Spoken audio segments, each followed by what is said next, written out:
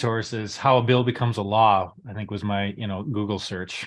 Uh, what's the story there? I didn't really look into why it takes time for these things to get sort of published. But do they have to? Hang on, I got to mute myself here. All right, good.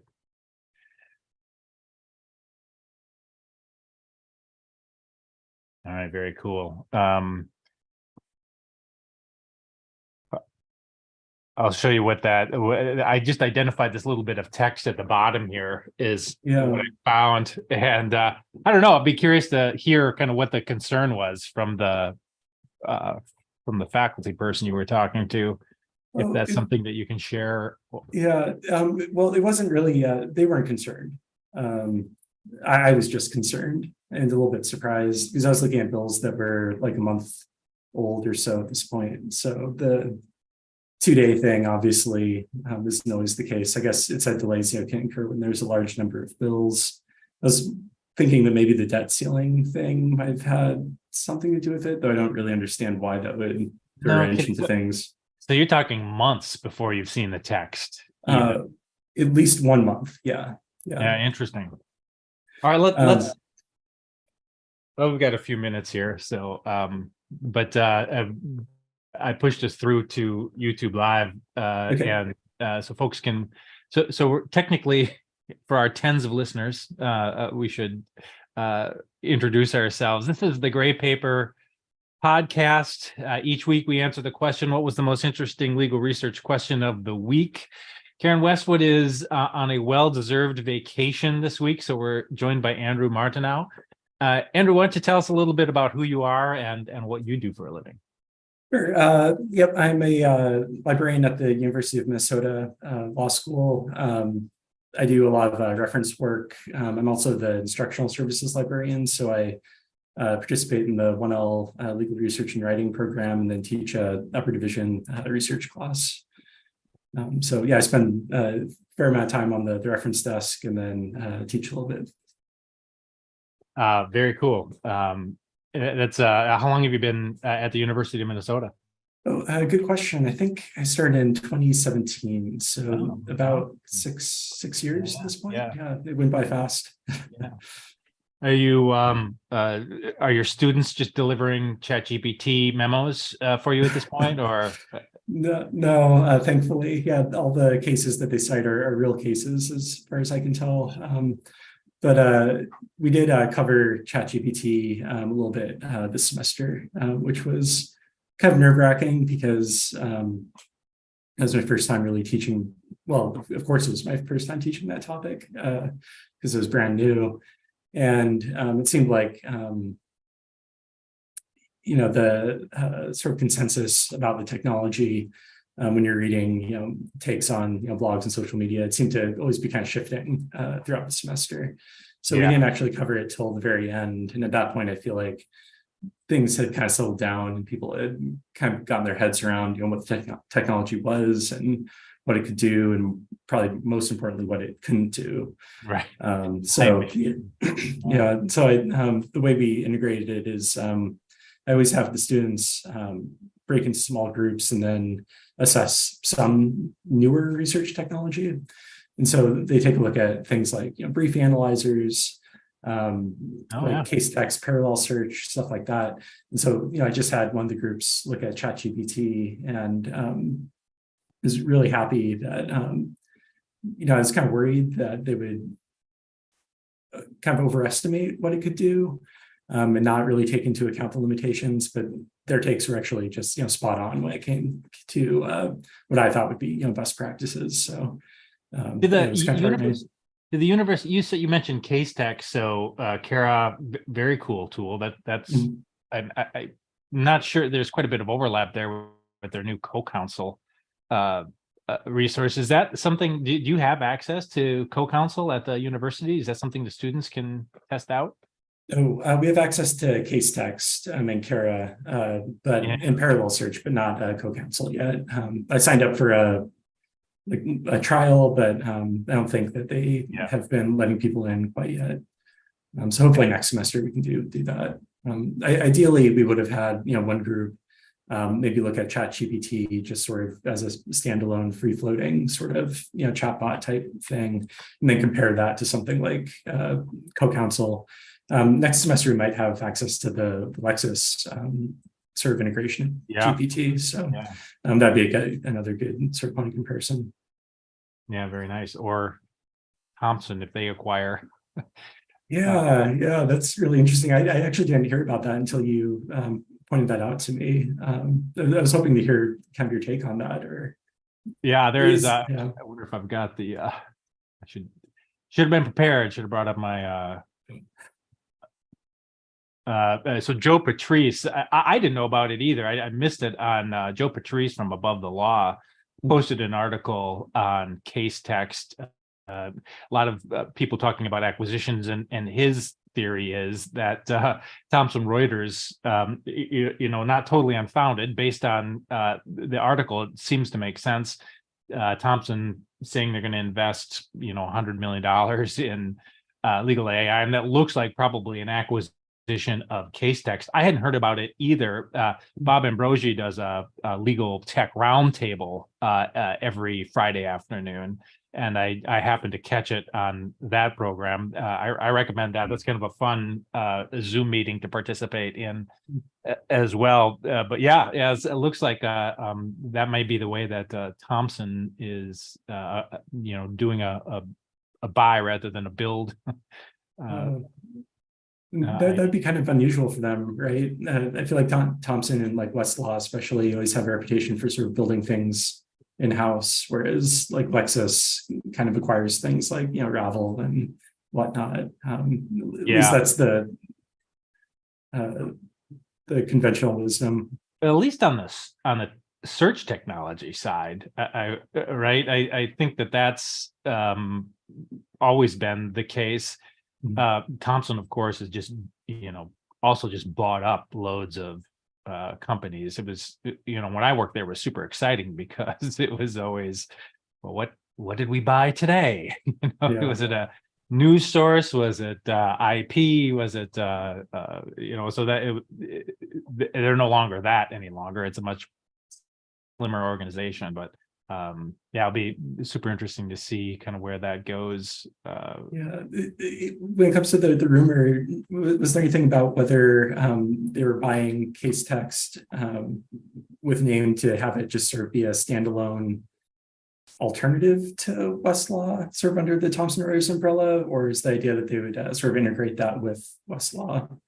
I guess it's all speculation at this point, but. I have no idea. I'd be surprised if it weren't integrated into the search product. I don't think you'd ever want. I can't imagine it wouldn't be. Yeah, cannibalizing your own.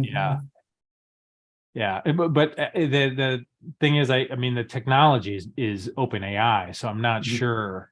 I short answer is I don't know anything.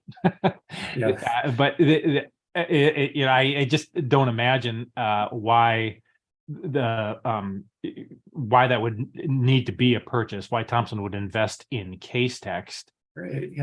If the technology that's wrapped around it is just open AI anyway. So maybe they figured something out that I don't know.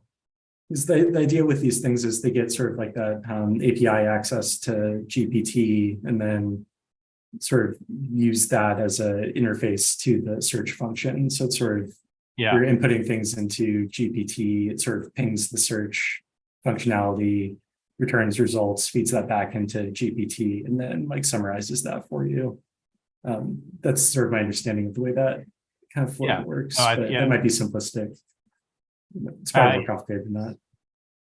That's my understanding as well. And so in that case, what's the need for an acquisition by Thomson? Casetext? I don't get it. Casetext early on, and I was asking in the chat during last week's presentation at the Legal Roundtable.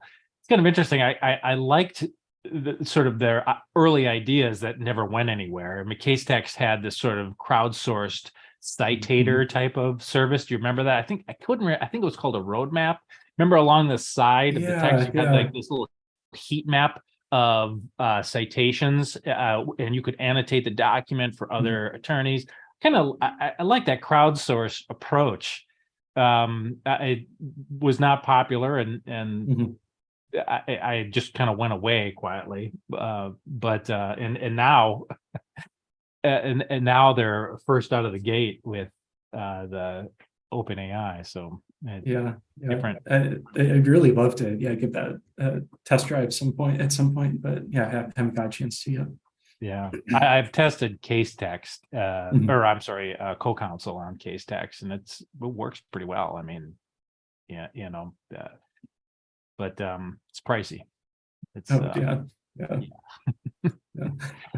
it's not something I'm going to hang on to for very long when, I have to, and as Karen and I have talked about regularly, and, trust but verify Mhm. paradigm is really tough to manage because you're paying extra for the service. You do the research, you get your results, and then you have to do the research all over again just to confirm that the results you got are the ones you want. Yeah. So there's a long way to go before that trust is actually truly a trust component. So How accurate was it just in your sort of personal experience with it? it was, Co-counsel? I thought it was excellent. I mean, Hmm. for for especially on case law, for questions that were pretty solid, that had a solid foundation. It wasn't a batshit crazy question. Oftentimes, those are the hard ones, and you just get zero relevant results because it's just a crazy argument in the first place. And Yeah, that sort of creative leap is not something that the AI is capable of doing, to say this is crazy, right. or to say this is crazy because if it were true, then the world would fall apart, or whatever the logical next step to that statement is. It can't do that. So Yeah. but on the, if you're asking it for what the statute of limitations are, or the elements of a claim are, or some of the basic items that there should be an answer to, it does a Mhm. really good job of delivering those results. I found a case I would have never found just using like the key number system.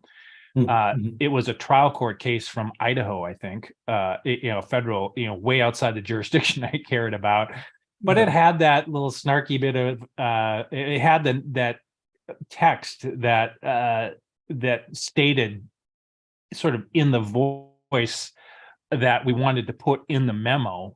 for that particular research question. So it was an excellent find, not citable authority even, but Yeah. the language worked, right? It's like, wow, that's exactly, you can imagine like one court said or something. I don't know how you would actually put that into a brief, but because there's plenty of other authority in that jurisdiction, but you could certainly Yeah. borrow that language Yeah. and adopt it as your own, even, or a variation of it for. And at the very least, at least there's one court who sort of did the thing that you were hoping Yeah. the court would do. I think I've had similar experiences with just case text parallel search, where like I wouldn't feel comfortable necessarily relying on that, solely if I were having to be like completely thorough and finding like every case on some topic.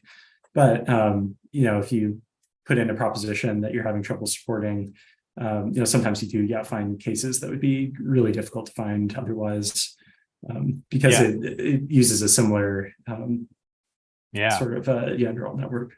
I'll use parallel search just, with my regular research as an alternative strategy, because the natural language seems to work really, really well there. I mean, Yeah.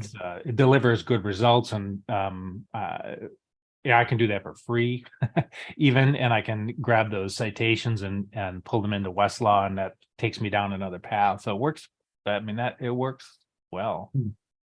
So Um, I guess, one open question I have too, kind of based on your explanation about what co-counsel is good for, is, once that becomes sort of released more, I guess, is it in wide release? Can anyone sign up for it now, or? oh yeah, yeah, Okay, yeah, is, whether people will, find it valuable, like you said, um, the sort of use cases that you kind of outlined, like finding the statute of limitations on something, finding the elements of an action.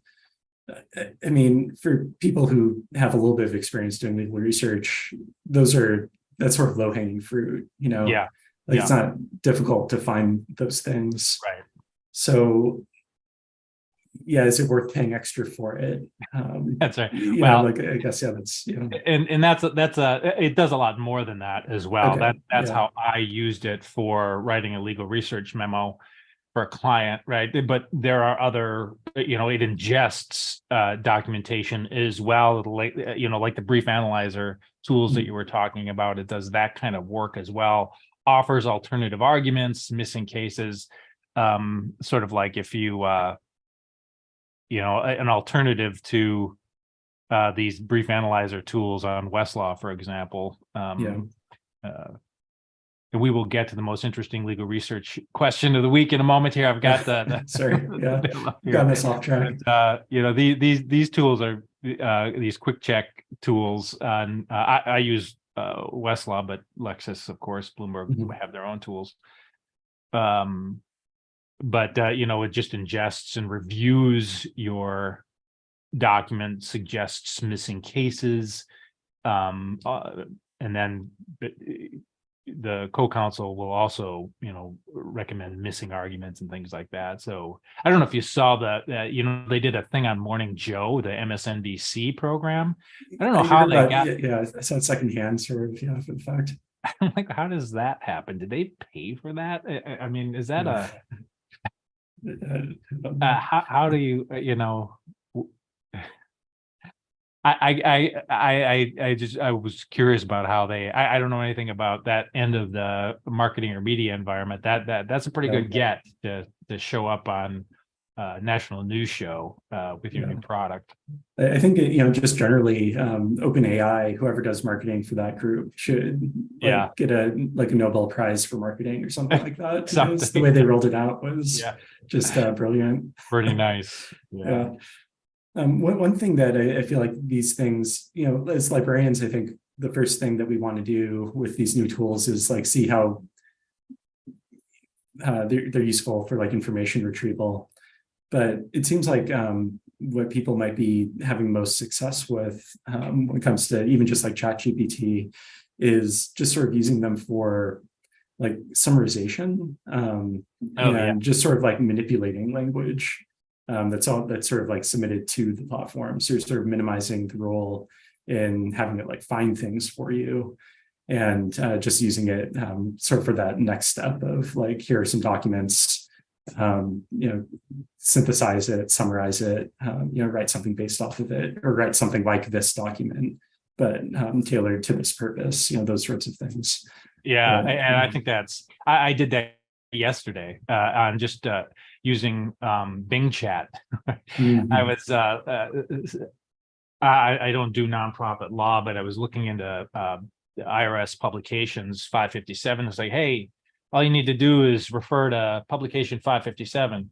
Well, that's a huge document. I'm like, oh, you know, I'm doing Control F. I'm like, wait a minute. So I asked, you know, my question for that document in Bing Chat, and just mhm, popped up a little paragraph. I'm like, oh, okay, that makes sense. yeah, You know, and it gave me the term I needed to do the Control F in the first place to find that point in the document. That's pretty cool. I mean, it that's saves a time, yeah. to use it, right? Yeah. Uh, And it seems like a safe way to use it too, yeah, like a way that would minimize any like hallucinations or um, yeah. yeah, And to those sorts trust of but things. verify in that situation is much more efficient. It's not Mhm, doing the research all over again. It gives you information to get to that point in the text that you needed. So, so I felt like that was a little bit more successful than the traditional. I need a case. You know, what's the statute? You mhm. know, what's the meaning of the statute, kind of thing. So, yeah, But yeah, it's yeah, interesting. Yeah, we're all having to kind of relearn how to, well, maybe not relearn, but yeah, figure out where this thing sort of fits into the research process. yeah, And it seems like there are so many points in the process where it could be useful, but you know, where is it reliable? Where is it a little bit unreliable? It's going to be um, a while before the dust settles on that, I bet. yeah. And I think you know, research. The way we think about research, I think, has changed over the years. Anyway, Mhm. we you know how you know we run a query and a database. I think it's kind of nice to have this new technology that actually, you know, researches a whole range of practices this, and this technology forces us to sort of rethink research in something other than just search. So I think, at least that's at least the technology is helping us wrap our brains around a new idea. Andrew, just on our toes. Okay, but let's get to the question. Yeah, very cool. I just wanted to get your feel on kind of what was going on in the all the academics I've talked to have just told me that that's all anyone is thinking about It's definitely on my mind what's the standard going to be, what's the policy for the school going to be, and so it was eager to hear from you on that. But what we do here is we answer the most interesting legal research question of the week. I had a couple. You had some interesting ones as well, I thought. Tell us a little bit about what came your way this week. Yeah, without getting into too much detail, we get a lot of reference questions, of course, from law faculty, and a lot of those questions involve current legislation that folks are interested in, and this question involved me just sort of trying to find the bill text for a bill that was introduced over a month ago, and I went on to Congress.gov. That would be really easy to find it through that channel, and was surprised that even though it's been a month since it was introduced, that the text of the bill wasn't actually available through that platform. And we were able to find it just sort of posted on the websites of the sponsors for the bill, but without a bill number. And I guess it probably wasn't sort of the official version. And that was good enough, but it just made me wonder, why there was that delay. And it seemed sort of concerning to me for a few different reasons. First, if there is sort of this month-long lag between when a bill is introduced and when it's available through Congress.gov, that means that there might be a lot of publicity about the bill, because there's usually a lot of fanfare when these things get introduced. And then, folks would go onto Congress.gov or, what have you, and then not be able to find the actual text. So they're relying on sort of the news reports about the content of the bill without being able to look at the text of the bill itself. Of course, if they're diligent, they would be able to find that through the website for the congressperson. But on one hand, I don't think that someone would actually alter the language of the bill or provide something inaccurate. But I don't know. It seems like going through official channels would be a little bit more reliable. They're like most Congress people, I trust just fine, but there are a few out there that might be less. I get that. I was wondering about what policy concerns you had, but you want to be able to independently verify what the press is saying about if you just listen to the news, it's often just crazy, very bad summarization of what the bill text actually is and what it says. So you want that to be able just to independently verify what it says, whether you're a citizen or any other, a professional or any other citizen. It's I think you'd want to have that. The thing I always want to know is who drafted the thing in the first place, right? Industry groups too is where did this language originally come from? And as you say, you see that you can find the text in many locations. Sometimes at the industry groups who care about that text. Yep. But for the same reason, are all of these good ideas necessarily sourced from the minds of the sponsors who bring them? Of course, they're not. They're, but you'd love to know a little bit more about, because you often hear about, it was entirely drafted without any amendment or critical thought by the legislature. Or Congress, it's just adopted whole cloth from the industry groups. Those are the kinds of things that I'd love to know, a little bit more about. I don't think there's any, strategy for for knowing that other than investigative journalism. I don't know. No, yeah, that's a good point. I mean, in this case, a lot of the press releases that I was able to find did come from sort of nonprofit organizations and lobbyist groups and stuff like that. So you could kind of guess at who was involved in drafting some of the language of the bill. But yeah, it would be interesting if they created some way to sort of formalize that or make it sort of a requirement.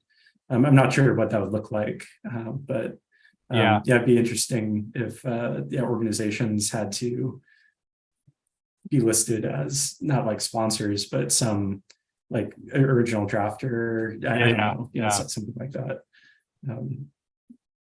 Yeah, it would be, I'd love to see the markup after it came from the industry trade group or something, but yeah, that's that sort of legislative history that is a little bit behind the scenes, I guess. I remember researching another bill that was sort of it was clearly something that was drafted by like a lobbying organization, because it was a state level bill that had been introduced in multiple states in identical form. And so it wasn't any mystery sort of who was involved and where it came from. Yeah. But from a legislative history perspective, it was a little difficult because in most of the states, it seemed like it just sort of sailed through the committee without a lot of substantive discussion or any changes. It just sort of was introduced and passed.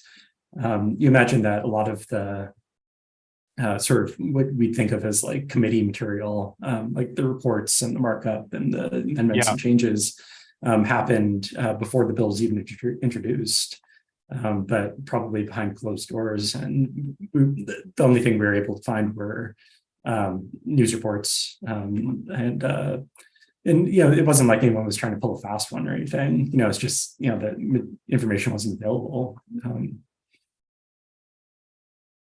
Yeah. And I think, there are trusted sources out there too. I mean, the trade groups or public interest groups, I think often those are excellent resources. I rely on those quite a bit. I understand they're biased, and it's, you have to have your thinking hat on as you're reviewing their materials, but they're good resources for at least, even addressing concerns I would not have thought of about the text of a bill. Was I noticed when I jump into congress.gov, when you grab the text tab here, you've got we're working on it language at the bottom here. This is teeny weeny on the screen here. I apologize, but it's just saying it can take some time for that information to get to the publishing office printed. Odd way of putting it. I also just did a quick search in the congressional bill text database in Westlaw. Didn't find anything in more recent there. But obviously it's just coming from that source anyway. But I thought maybe they have another line on that text, but I didn't find it in the congressional bill text database either on Westlaw. That was my experience exactly. Of course, you want to be thorough. So even though you suspect that Westlaw is pulling it just directly from the GPO, you never know. So you kind of log in and search, but I didn't find it there. I tried like govtrack.us. I tried ProQuest Congressional too, because sometimes they do. You guys have ProQuest Congressional at the library? We do, yeah. Oh, no. Actually, the public can use that if they come in. Oh, really? There are terminals on campus, and we have campus-wide access to that too. So you don't have to be affiliated with the law library. But yeah, that's a great resource. We use that to teach legislative history usually, because it's so thorough, and the way that it lays out like the compiled histories for bills. Is really helpful from sort of a teaching perspective, because it categorizes all the sources by type. And that's good to know. I was wondering who had access to that. I don't think Karen's library, the Hennepin County Law Library, has access to it. The Hennepin County Library, so we're in Minnesota here, so Hennepin County is where we're situated here in Minneapolis. and the ProQuest database at the Hennepin County Library, not the law library, just the county library, just ProQuest. It's not ProQuest Congressional. So I was recently wondering, I think we chatted about this even recently, about where that might be. I didn't know that the university had it, so that's, I don't know, that's exciting for me. Yeah, I think it's pretty common for academic law libraries to subscribe to that. Do they? It's really, invaluable when you're doing like really in-depth legislative history research. Use it all the time. Is there a comparable resource for state legislative material? Like That's a good question. I don't know that off the top of my head. I think there are some sources. I don't think they're necessarily comparable in terms of their comprehensiveness. Yeah. I mean, ProQuest goes just like all the way back, and it's pretty much as comprehensive as you can get. That's my understanding. With states, I mean, things vary so much from state to state. Yeah. But I feel like I have heard of some sources that try to compile that a little bit in a way that's a little bit more searchable. But yeah, I should know that. I don't know that off the top of my head. Yeah, I know that well, both Lexis and I'm not sure what Bloomberg has, but and I'm forgetting the name of the resource, just blanking on it. But the legislative historical materials both rely on a resource called, can't remember it, totally blanking on it. You probably know it off the, I can't remember. It is, I keep want to say TransUnion, but that's the wrong word. There's a resource that I can't remember. It's going to kill me for at any rate. If I remember it, if I can dig it up, I'll put it in the show notes and Okay. maybe. So yeah, but yeah, I thought that was an interesting question, and I'm excited to know that ProQuest is available at the library. I actually had a related one too, that kind of touched on the same issue, where I was looking for a hearing, and that was one where I was able to find sort of an unofficial transcript. Well, I guess I don't know what the status of it would be. It actually seemed pretty official. It's from the committee's actual website, but it was from at least a year ago, and that committee hadn't gotten around, it seemed like, to actually publishing their hearings in sort of the official format. And that was another thing where when you go on the GovInfo, there's a note saying that it usually takes like a few months to a year to publish hearings. But at this point, it was like from the last Congress, the last congressional session. So and it still wasn't there. Yeah, so I wonder if there's just sort of a backlog for whatever reason. But yeah. We'll have to get our DC librarians in on this, maybe. Yeah. See what the story is. Yeah. It's in paper somewhere. It's some handwritten notes on someone's desk, maybe. I don't know. Did another interesting one too from I was curious to know, I didn't get the full story, but we were talking about the struggle of teaching business practice versus business law. And I was curious to know what the source of that, if you could talk about it, what the source of that tension was. Yeah, again, I don't want to get into too many details, but this is kind of a recurring question that we get at the reference desk is, folks, especially, summer associates, working on something kind of real life, and they want to find, cases that say something incredibly specific about sort of a transactional matter. And, it's frustrating because, there's so much case law out there. So you'd think like there has to be a case on, any topic. But it seems like, especially when we're talking about just sort of industry best practices, sometimes that isn't really encapsulated case. Like you don't really find Yeah. a case saying like, this is the way these contracts should be. Usually the cases are like about a contract that went bad, and you wouldn't want to use that as an example for kind of drafting your own. Right.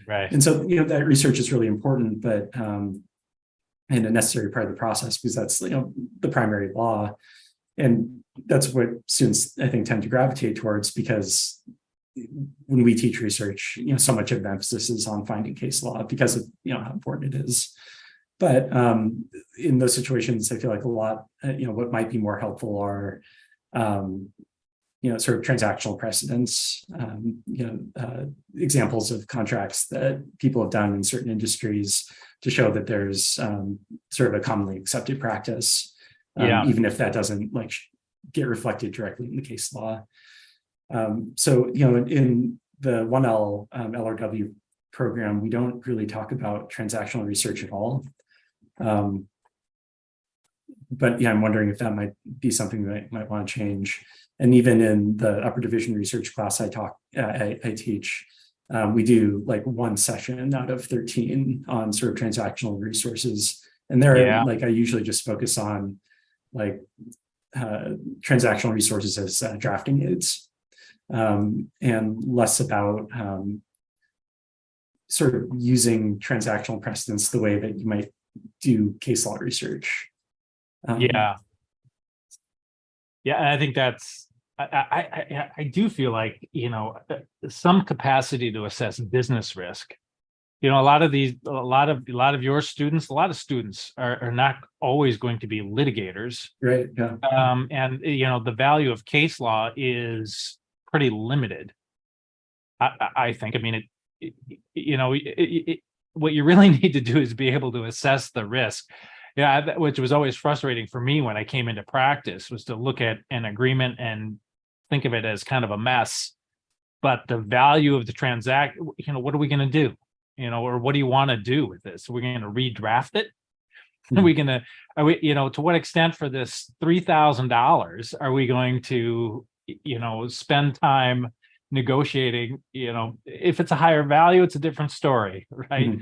Or even if it's a higher value, how do we assess the risk in adding on legal work to that transaction? There's certainly value in the work, but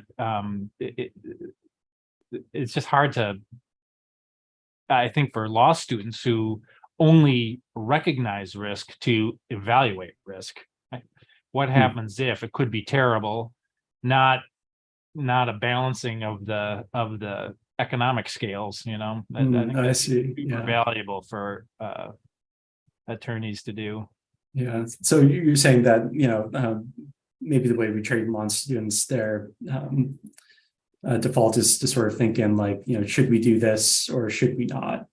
Sort of an A or B type thing, where in like reality, the question is like, given that there's probably only like a 5% chance that this would be an issue. Like, is it worth kind of pursuing or asking for more money or less money, kind of negotiating about that small amount of risk? Like, at what point does it become risky enough that we actually want to make an issue out of it? Yeah. That's where. Or is there an insurance clause? Right? How are we covered? What do we know about insurance and the coverage? How does that figure in? The trustworthiness of the other party, which is, of course, crazy talk if you're an attorney, right? What is your past relationship with this party, and what are the long-term prospects of dealing with that party in the future? Is it worth a higher level of risk because of other transactions? There's just so many other considerations that the law, whatever that means, just doesn't account for. And it's, I have the reverse situation where, there's a ton of things in contract. A ton of contracts are just horrible, right? If you ever read, do you follow Ken Adams? Do you follow his blog at all? No, but I should. He for folks, I think most of our listeners probably know Ken Adams' contract drafting and his manual, and But he often talks about how the existing practice is just pretty terrible anyway. And we do a lot of here we do a lot of coding of documents for automation, and folks still use, despite the risk of building an ambiguity into the contract, they'll spell the words out, or they'll spell the number out, and then in parentheses also include the number expressed in numerals. Just horrible practice. Right. And none of the tools that have an automate, you'd think there'd be a tool that just translated that for you. My developer built a little Python script that did translate it for you, but none of the tools, Woodpecker, Afterpattern, Lawya, none of them do that for you. And we asked, I think the folks at Afterpattern, would you do that? And they're like, no, because that's horrible drafting practice. I mean, the whole community of folks who were using that product, like, that's just a bad idea. We don't want to encourage that as a thing. And yet, I see that in a ton of our templates. And when you ask the attorney, they'll say, my client wants it. To them, that looks like an official, there must be a reason for it, and I've done that. I've had that experience where I've taken it out, for my clients, and they're like, no, put it back in there. That's like, but there's no reason for it, right? This is bad practice. Nope. So I didn't consider that. So you're saying that, sometimes that seems like sort of like pseudo legalese, Yeah. And I didn't consider that maybe like sometimes a client would insist on inserting like some pseudo legalese into a contract, right? Even though you're like, that's not necessary, it's a bad idea. You're like, no, but it looks more like a contract this way. Yeah, it does. Weird. Right justifying the right justification on your document. People just love the way that looks. That's like, but it's not readable. It's so hard to read. It's yeah. So I mean, the business practice is often awful, goofy, legal, not good practice either. Yeah. So when you said that language shows up in templates, do you mean like sort of internal templates? I imagine they're not like in like practical law, like forms and those sorts of things. Yeah, right. Yeah. Most of the work we do is the work product of the law firm. So marital settlement agreement, or although, the uniform conveyancing blanks here in Minnesota, the reason we built our script was that the conveyancing blanks in Minnesota use that convention. Oh, okay. Numerals spelled out, numerals, well, we always get the terminology mixed up. The numbers spelled out is in text, and the numbers also expressed in numerals, both.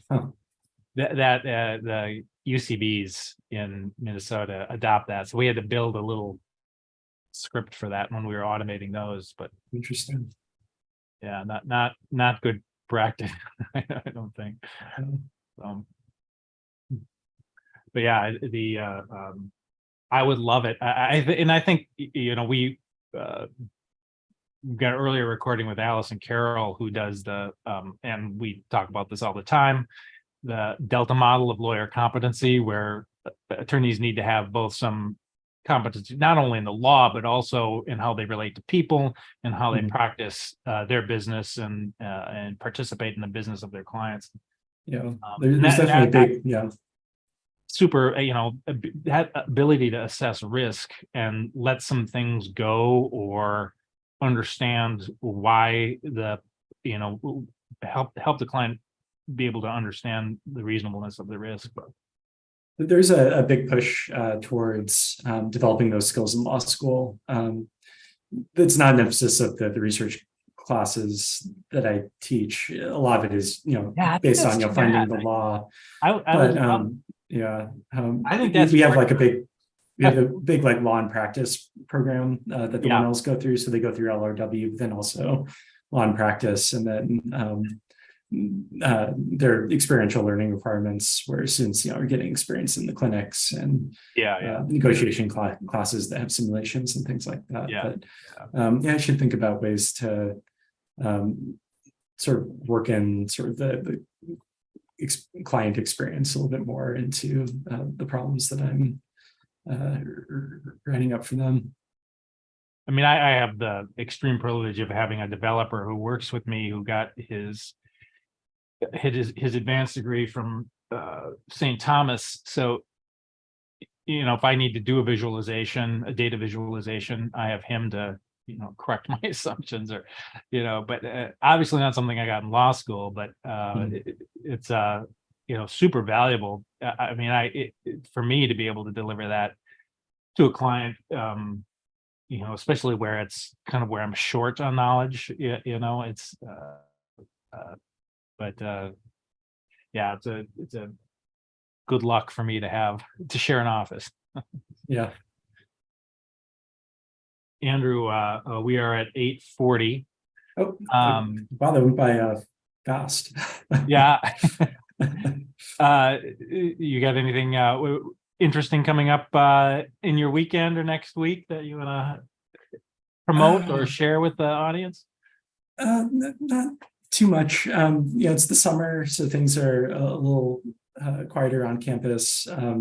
It's a good opportunity to start getting ready for the next semester. So, you know, a lot of what I'm thinking about is, as you probably guessed, you know, how to integrate generative AI into next semester syllabus, which is still a moving target because, you know, we might have access to Lexis AI, but it sounds like the students won't quite yet. So I'm trying to figure out how to kind of navigate that. I'm working on a few different things with a colleague of mine who is the FCIL librarian here, Lauren Turner, also about generative AI. And we're trying to look into how it sort of utilizes secondary sources that might have been sort of swept up in its training data. But that's still super early stages. But yeah, interesting. Interesting. Yeah, I think you were there when we heard Damian Reel say secondary sources are over. Yeah, I don't know about that. I hope not. We'll see. But the interesting thing is, you know, a lot of what ChatGPT is built off of are secondary sources. Right. So then, if you get rid of the secondary sources going forward, like, does the model become like static? Like, how does that work? You know, so I guess if you tie it into a database like Lexis, you know, then it does have access to the secondary sources. But again, if they stop making them, then it seems like that would impact the utility of the model going forward. Yeah. But yeah, I don't know. Those, yeah. Or the secondary source material becomes more business practice, real world application, blog posts. I don't know what, less. Maybe it's resolving this problem we were just talking about of misapplying or our inability to assess risk and apply the business practice to the. Yeah. So less academic treatises, more sort of like the practical law, practical guidance, or part of those databases. No, I mean, I could see that being a potential future. I hadn't thought about that. What is the you know, these know-how resources are really cool. Mm-hmm. You know, if those are, if those are, I hadn't thought about those as going away as a result of this. Having those real live people give us that information is super valuable. Maybe it just generates more of that. You know, I don't know. But I deep down, I still believe that, yeah, I don't think treatises are going away. I really like the way that, you know, they take an entire, like, pretty broad subject area and then just organize it for you, you know, in a way that makes sense. It's that level of browsability that I don't see that present in like the current generative AI offerings.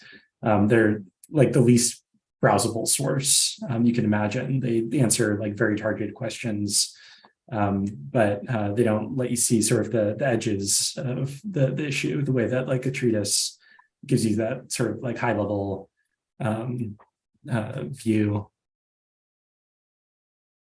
Reminds me of Matthews annotated patent digest. Yes, I've been in here. I was just using that this week. Oh, were you? You were in here?